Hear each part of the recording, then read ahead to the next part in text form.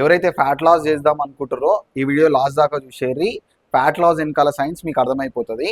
అన్న fat loss అనేది 4 concept మీద ఉంటుంది. అపార్ట్ ఫ్రమ్ డైట్ చెప్తున్నా నేను. First thing resting energy expenditure, RE అంటారు. అంటే మనం ఏం చేయకుండా జస్ట్ పడుకున్నా సరే మన క్యాలరీస్ బర్న్ అవుతాయి. ఎట్లా అంటే ఇప్పుడు మన ఐస్ కొట్టుకుంటున్నాయి, బ్రీతింగ్ అంటే హార్ట్ బీట్ అవ్వడం, దానివల్ల కూడా క్యాలరీస్ బర్న్ అవుతాయి.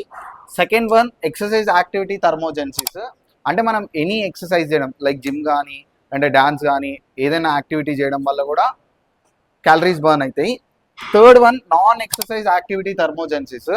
అంటే ఇప్పుడు మనం ఏం చేయకుండా అంటే రాయడం కానీ కూర్చోవడం, నించోవడం, ఇంట్లో మన పనులు మనం చేసుకోవడం, దానివల్ల కూడా క్యాలరీస్ బర్న్ అవుతాయి.